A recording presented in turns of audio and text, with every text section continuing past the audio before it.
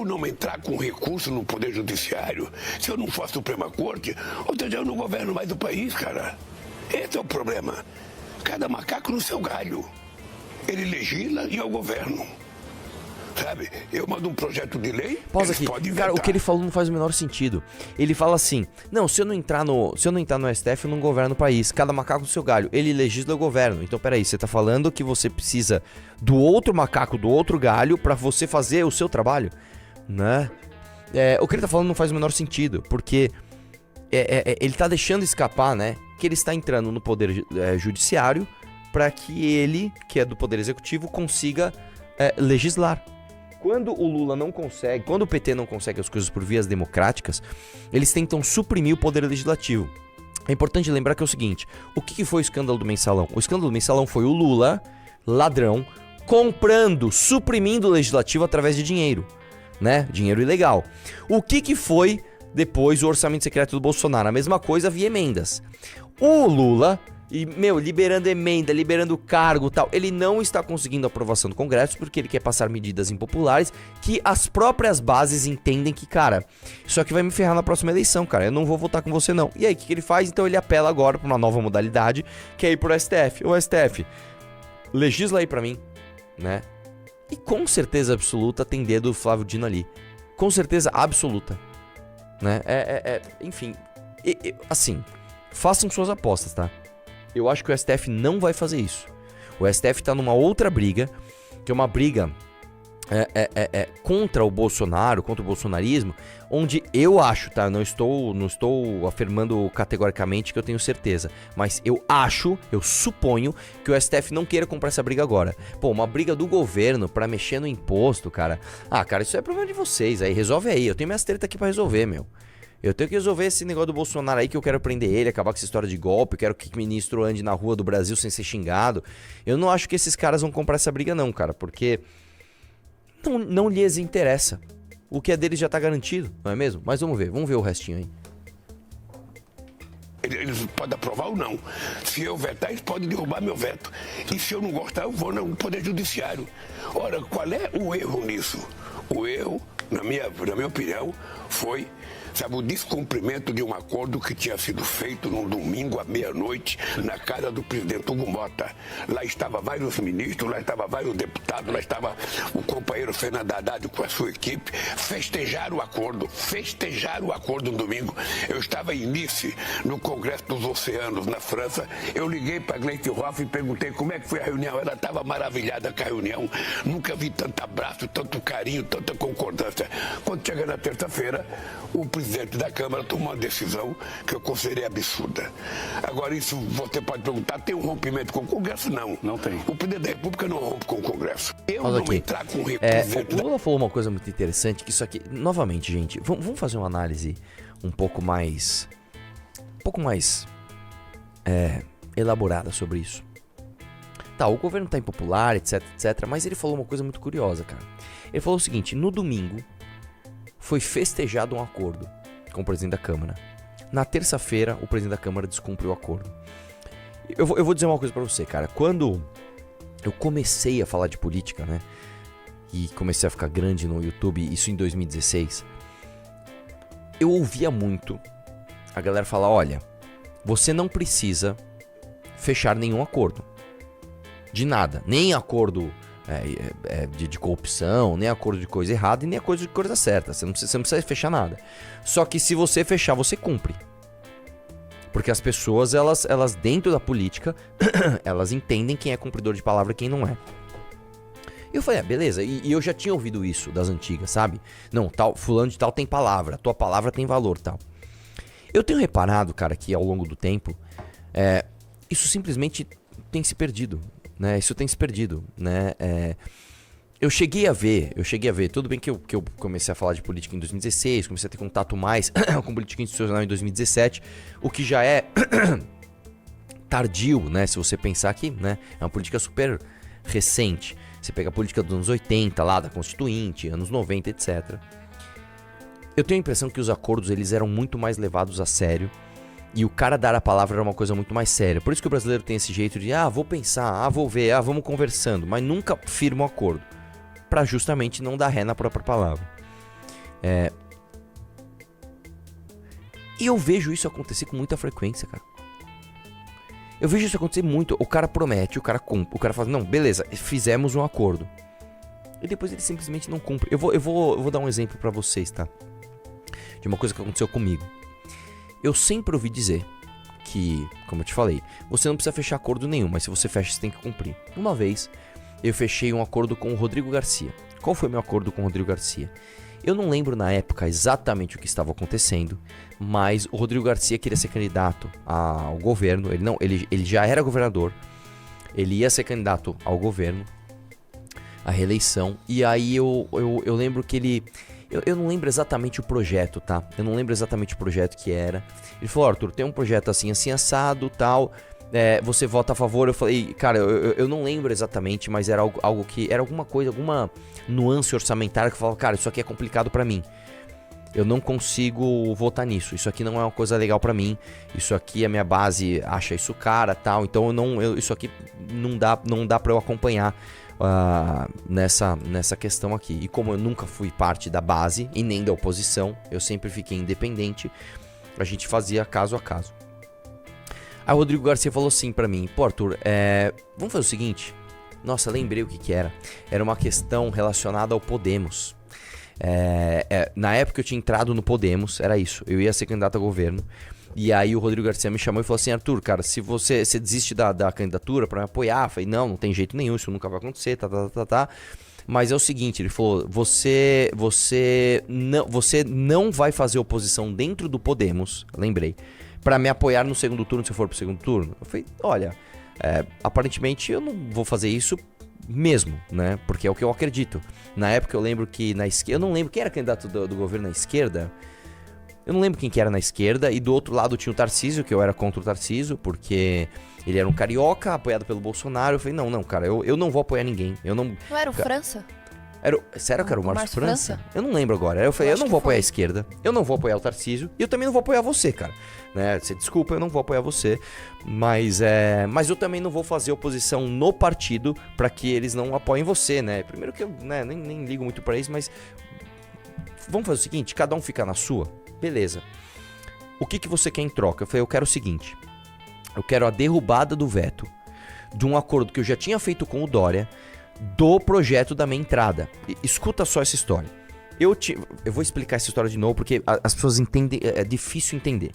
No Brasil nós temos uma lei que é a lei da minha entrada, que é um absurdo, A lei da minha entrada, ela contempla o rico e ferra o mais pobre, né? Se você é uma patricinha da FAAP, você é estudante, você paga meia no cinema. Se você é um ajudante de pedreiro, você paga inteira. Qual é o sentido disso?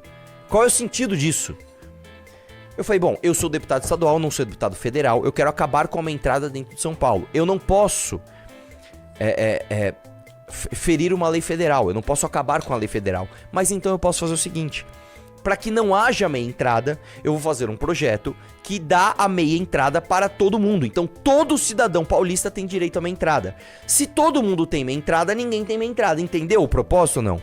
Na época, cara, eu fiz estudo técnico, eu falei inclusive com o André Sturmi, que era eu não lembro agora se era da Sala São Paulo, que ele era responsável, ele falou, Arthur, o seu projeto é tão bom que se ele passar, eu me comprometo com você. Se o projeto passar, no próximo final de semana, já na nova lei, eu diminuo o valor do ingresso pela metade. Eu falei com a associação de bar, de cinema, de teatro, todo mundo, cara, se acabar a minha entrada no Brasil, em São Paulo, o preço do ingresso cai, ótimo. Imagina a minha dificuldade pra explicar isso pros deputados, irmão. Os caras não entendiam. Cara, minha entrada pra todo mundo é o fim da minha entrada, não tô entendendo. Os caras não entendiam, velho. Teve um cara que eu juro que eu falei pra ele, cara, é minha entrada pra todo mundo, é benefício pra todo mundo. Ah, então beleza. Beleza, o projeto passou e eu conversei com o Dória na época. E o Dória falou, o projeto é bom, eu vou sancionar. Beleza. O que aconteceu? Claro que esses caras são todos filhos das putas, tá? O Dória falou, o projeto é bom.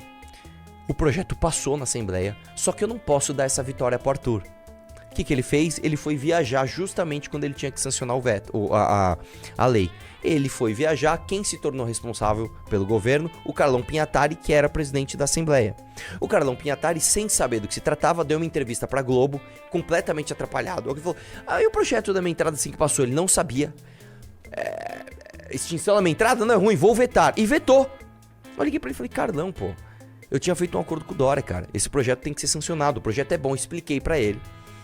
Ele falou, lembrei do projeto, Arthur. Poxa, Arthur, agora eu já vetei. Tem que falar agora pra derrubar o veto. Eu fui falar com o Dória, eu falei, não dá, eu já tô saindo do governo, vou deixar no Rodrigo Garcia. Fui no Rodrigo Garcia, eu quero derrubar o veto. Porque eu já tinha combinado com o Dória, que não cumpriu a palavra comigo, que o projeto é bom, ele ia sancionar, ele foi viajar, o Carlão Pinhatari vetou o meu projeto. Então vamos derrubar o veto? Aí o Rodrigo Garcia falou o seguinte, olha só como as coisas na política são, tá? Eu vou então derrubar teu veto, Arthur. Temos um acordo. Pô, obrigado, legal. Só que é o seguinte, se eu colocar o seu veto pra ser derrubado, a galera não vai votar. Todo mundo te odeia lá. Então eu vou o seguinte, eu vou pegar o veto de alguns deputados, eu acho que eram 16 vetos, né? E vou colocar no bolo. E aí a gente faz um acordo e derruba o veto de todo mundo. Ótimo, vambora.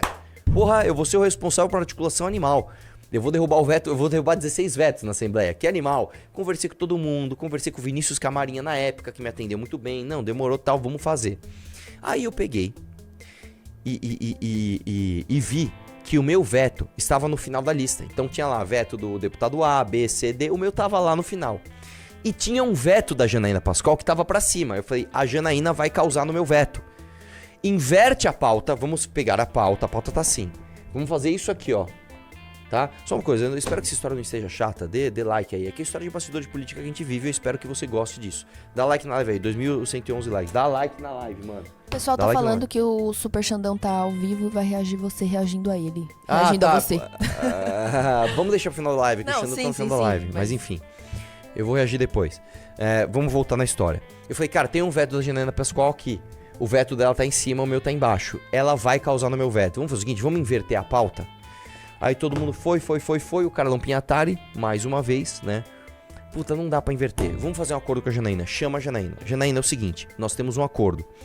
Nós vamos derrubar todos os vetos, inclusive o seu. Beleza? Ótimo, acordo feito. Vamos lá. Pum, veto 1, derrubado. Pum, veto 2, derrubado. Voto 3, derrubado. O veto da Janaína Pascoal. Eu olhei pra ela no plenário assim, ó. Não vou causar. Vamos derrubar teu veto. Pum, derrubou. Ótimo. Chegou no meu, o que aconteceu? Janaína Pascoal foi lá, pediu verificação e não derrubamos o veto. Porque, só pra você entender, como funciona a votação na Assembleia. Quando não tem gente no plenário, porque os favoráveis permanecem como se encontram aprovado. Então o negócio tá aprovado, você não precisa estar lá pra votar. A não ser que você seja contra. Aí você, gostaria de declarar meu voto contrário. Ou alguém que é líder de partido, só o líder pode fazer isso, pela ordem presidente, gostaria de pedir verificação nominal dos votos. Ou seja, todas as pessoas têm que descer e votar. Para derrubar um veto, você precisa. É um processo ativo. Não é que se você não fizer nada, o veto cai. Você precisa de pessoas ali. Você precisa de. Eu não lembro agora a proporção, mas é tipo 3/5 da casa. Você precisa de muita gente votando sim para derrubar o veto. E as pessoas nem estavam lá, era fim de ano, a galera já tava de férias. A Janaína não foi lá e causou no meu veto? Pela ordem do presidente, gostaria de pedir verificação nominal aqui. Eu falei, cara. Eu falei que ela ia causar no meu veto. Então, eu vou explicar uma coisa pra você. Hoje em São Paulo, você paga a metade do dobro em tudo que você vai fazer. Eu fui no evento da Casa Cor esse final de semana. Me deu uma dor no coração porque o evento é caro, R$120. É meio inteiro. Era pra ser R$60, né? Eu vou pagar o dobro, vou pagar R$120, velho, por causa dessa bosta dessa lei. Beleza. Você que não paga meia, presta atenção, você paga o dobro do valor do ingresso. Por quê? O João Dória é um vagabundo que não cumpriu a palavra comigo. O Carlão Pinhatari se atrapalhou completamente e vetou o meu projeto. O Rodrigo Garcia, de forma atrapalhada, ele queria, inclusive, derrubar o meu veto pra gente manter esse acordo. Ele de forma inabilidosa, não conseguiu fazer com que a Assembleia seguisse o que ele fez. E a Janaína Pascoal, por birra pessoal comigo, deu um jeito pra eu não ter essa vitória política. Então você hoje paga o dobro do ingresso em tudo que existe aqui em São Paulo por causa desse conjunto de quebras de promessas. Então, quando eu vejo o Lula falar isso, o Lula que é um vagabundo, tá?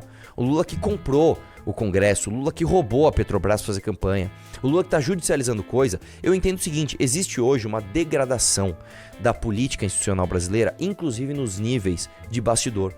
As pessoas, elas prometem uma coisa pra você, depois elas simplesmente descumprem e fica por isso mesmo. Hoje nem a palavra de um parlamentar para outro parlamentar tem força. O Brasil é um país tão merda, o Brasil é um país tão bosta, o raciocínio das pessoas tem ficado tão imediatista e tão fragmentado que hoje nem a tua palavra, nem o acordo que você faz, que era, né, uma coisa, é um dos pilares da política, eles são cumpridos. Pra você ter uma ideia, cara, quando você pegava, por exemplo, grandes batalhas medievais, era normal ir um representante da corte com uma bandeirinha branca no meio pra conversar com outro, às vezes o próprio rei. Você pega, por exemplo, a batalha do Kublai Khan contra o seu irmão. Olha essa história. Você conhece o Gengis Khan. Gengis Khan foi o cara que unificou a Mongólia, né? Você tinha vários clãs ali, né, na Mongólia. E aí um cara chamado Gengis Khan, que foi talvez o maior Khan de todos, ele conseguiu unir todas as tribos, né? Morreu envenenado com leite de égua envenenado, né? Que isso é outra coisa.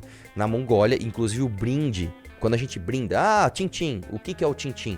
É uma demonstração de confiança, é como se você batesse as canecas de metal para que o líquido do meu copo se misturasse com o líquido de todos os outros copos e a gente tomasse, porque eu entendo que eu não tô envenenando ninguém e você também não tá envenenando ninguém. Vamos bater aqui, ó, pau! Né? Na Mongólia, um dos exemplos de confiança era você pegava a tigela de leite, né, e você presenteava alguém, e a outra pessoa presenteava você com uma tigela de leite, vocês se olhavam e tomavam, tomava o leite, tomava o leite da caneca, um olhando pro outro, como quem diz, eu confio em você, eu vou tomar o presente que você me deu, porque eu sei que você não quer me envenenar. Numa dessas, mataram o Gengis Khan.